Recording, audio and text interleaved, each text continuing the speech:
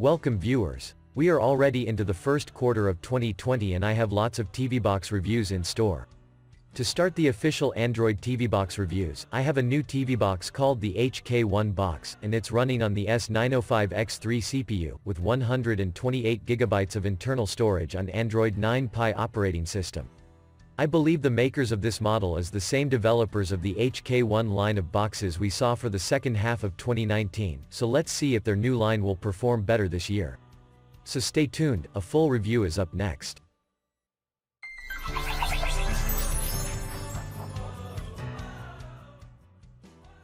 So welcome back, and this is the box that it's packed and shipped in.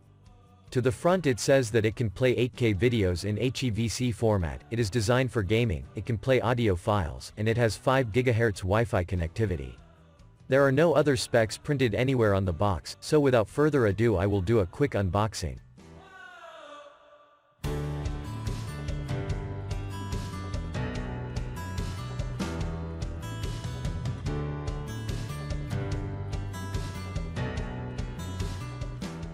In the box you have nothing out of the ordinary. You have the TV box itself, an infrared remote control, one HDMI cable, a 5 volts 2 amps power adapter, and a user's manual. And now a look at its design and ports. The body is made entirely of plastic, with a glossy gradient color and the HK1 logo printed to the top. To the rear you have one HDMI port, one Ethernet LAN port, one audio-video port, an optical audio port, and a DC power input jack. To one side you have a USB 3.0 port, one USB 2.0, and a microSD card reader. To the other side is blank. To the front you have an LED clock display. And below the box you have ventilation holes. I will now connect it to a 4K TV and capture card and continue. So the box is connected. And as I initiate the first boot-up process, I am greeted by a boot-up animation for a few seconds. Then you are taken directly to the launcher with no quick startup wizard. The launcher adopts a simple and attractive design, consisting of these large main buttons that cannot be changed, and a shortcuts bar at the bottom. To the top here you have a one-click cleanup feature for killing apps running in the background and freeing up system resources. The launcher does not come with a navigation bar or status bar for easy navigation with mouse pointers, so I will install the menu button app and Snowball app as alternatives in a moment. One thing to note, when you start up the box for the very first time, you have to wait for a few minutes for the box to install a few apps in the background before it is finally ready to go. So if you start up for the first time and you don't see some of the apps I am about to show, don't be alarmed, give it a few minutes and the apps will appear one by one. Features of this firmware include: under Droid settings you have the following features: 4K display resolution up to 2160p at 60 Hz. Dolby Vision, with the option to set the priority between video and graphics. Screen position settings. HDR display settings. Digital audio settings, with the option to select the audio output medium, and they also included in this section your Dolby Atmos and DTS surround sound audio options. HDMI CEC settings. Power key options. And picture color adjustment settings. Under the device preferences area you have your core system settings, and under sound settings you have the same audio options to manually enable Dolby Audio, Dolby Atmos, and DTS audio features. In the apps section they have included a variety of system apps, streaming apps and utility apps. Most notable is the inclusion of Miracast, a working version of Netflix, Amazon Prime Video, the Google Play Store, and a special wallpaper app. I will now install some apps of my own and continue. To begin this segment I will first check to see if the box is rooted. The Root Checker app shows that the box is rooted, running on Android 9 operating system. This box comes with the SuperUser app installed, with options to enable or disable SuperUser access to ADB and apps. However, when you disable SuperUser and restart the box, the root state remains the same in rooted mode. The DRM information shows that the box has Google Widevine Level 3 and no HDCP protection. This means that premium streaming services like Netflix and Amazon Prime Video will only show in basic 480p quality. Let's take a look at its system and hardware information. The manufacturer of this box is Amlogic, and the model is the HK1 Box S905X3. It comes with 4GB of RAM, which is DDR3 memory, and this is the remainder of the storage from the 128GB after the Android installation and apps installed. The Bluetooth version here is 4.0, indicated by the 4 plus below here. The CPU, which is the new Amlogic S905X3, is a 64-bit Cortex-A55 quad-core CPU running up to 1.9 GHz in 32-bit mode. Below here it shows that the box has support for only 32-bit APIs, allowing it to run only 32-bit applications. The GPU is the Mali G31 graphics processor, with a refresh rate of 60 Hz and OpenGLES version 3.2, which is good for gaming. Under network, it shows that the box has dual-band 2.4 and 5 GHz Wi-Fi support. Under Android information, it shows that the operating system is Android 9 Pie, and it also shows that the box is rooted. Under thermal information, it shows that the box runs between 45 to 55 degrees Celsius under normal room temperature, and this can rise above 60 degrees under heavy activity. The box comes with codecs needed for the playback of 4K videos with Dolby and DTS audio formats. And that's it for system and hardware information, and now let's take a look at its benchmarks. First, I have the results from the A1 SD Bench app that measures memory and internal storage read and write speeds. The results show that the HK1 box has a RAM copy speed of 3270 megabytes per second. The internal storage has a read speed of 138 megabytes per second and a write speed of 74. These results are within the range of other Amlogic S905X2 and X3 boxes. Next, I have the results of the Wi-Fi and LAN speed test. The results show that the HK1 box was able to hit the maximum download and upload speed of my internet package of 100 megabits per second on the 5 GHz Wi-Fi band and on the LAN port. The 2.4 band fell below by 59%. So for the best internet speed, use the 5 GHz band and the LAN port. Next, I have the results of the Antutu Benchmark. In this test the box scored 73,105. This is a good score, but we will have to wait for more TV boxes to fill the new chart before we can make a good comparison. The next benchmark is the Geekbench CPU benchmark. For those wishing to run their own benchmark, you would find that it is literally impossible to do so, as there is a bug in the system preventing Geekbench 4 from completing its tasks. Geekbench 5 can only run on boxes with 64-bit APIs, so the only version that worked on this box was Geekbench 3. So the results showed that the HK1 got a score of 873 single-core and 2495 multi-core. These scores may not be appropriate for comparison, but it gives a good indication where it should place on the chart. The final benchmark is the gamer's benchmark. The HK1 box got a score of 5505 in the Ice Storm Extreme test, and 502 in the Sling-Shot test. These are good scores, and it should perform well in some treaty gaming.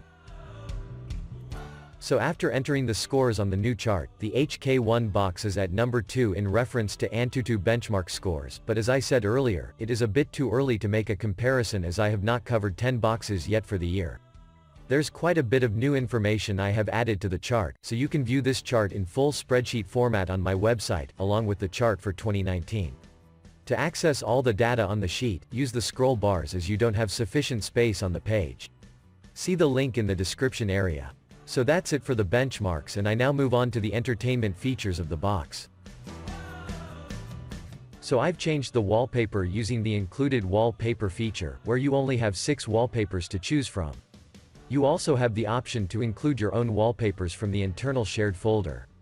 So back to the launcher, and I will now run an alternative launcher and see if it works. I installed the ADW Launcher 2 alternative launcher, and it works with all features like long-click menu pop-up and drag-and-drop shortcuts feature.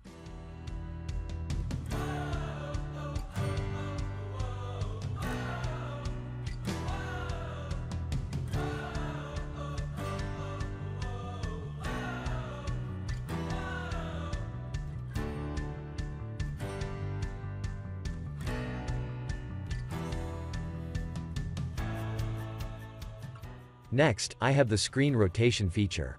For persons interested in using this box for vertical screens like the ones we see in stores and supermarkets, I am happy to report that screen rotation works perfectly on this box.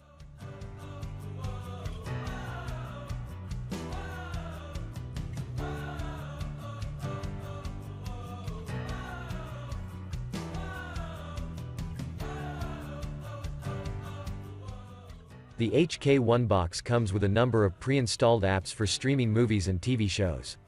Most prominent is Netflix and Amazon Prime Video. The version of Netflix is a working version, and you simply have to enter your user credentials. The same applies for Amazon Prime Video. However, both services are restricted to basic 480p resolution due to the lack of required Google Widevine DRM support.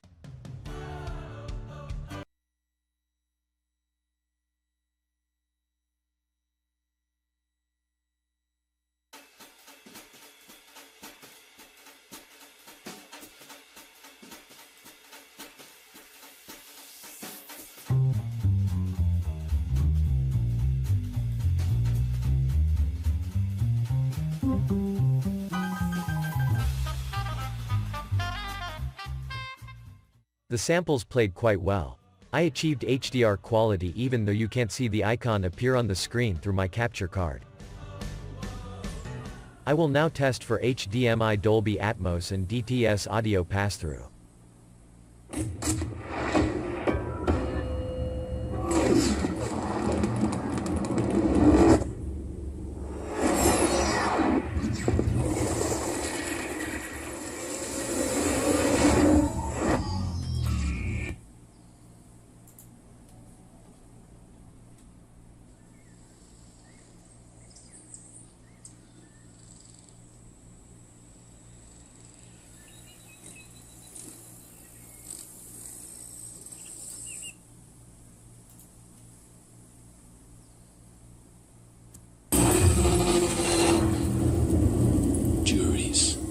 Executioners, judges.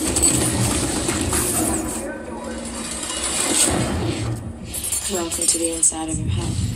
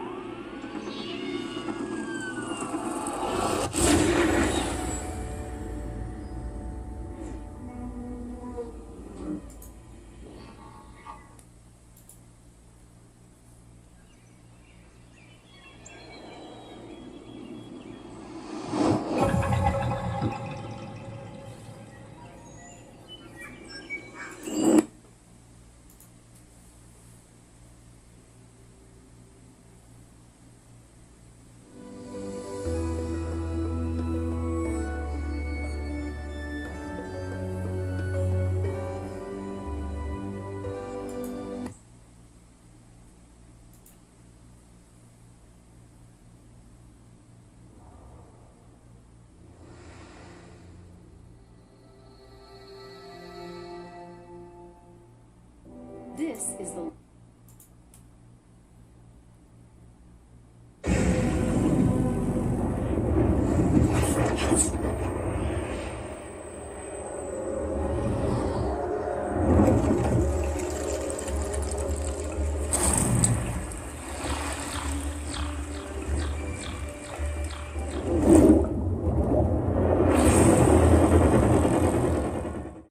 I will now switch the receiver to TV mode to test Dolby Atmos and DTS audio via the optical audio cable I connected to the back.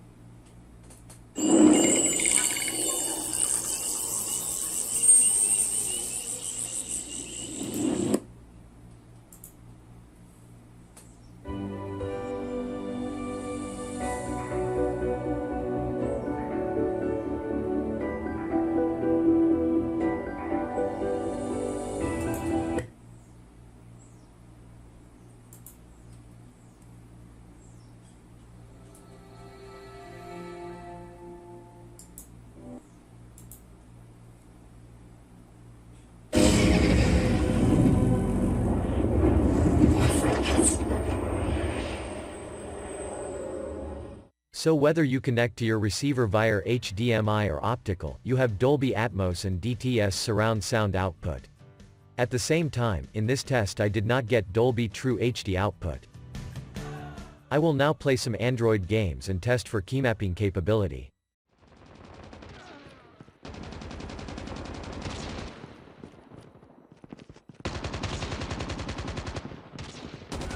Get down! Sniper!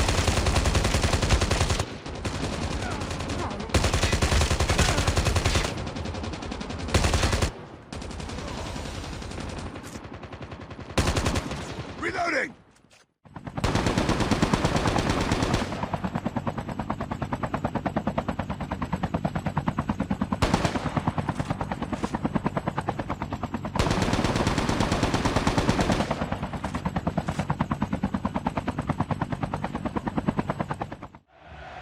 A layoff there to his teammate by the head.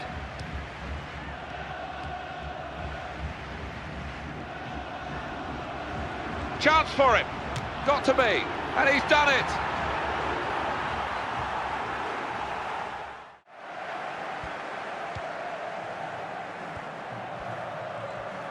And now can he score? What a chance. Take his spot now. It's in. Brilliant header.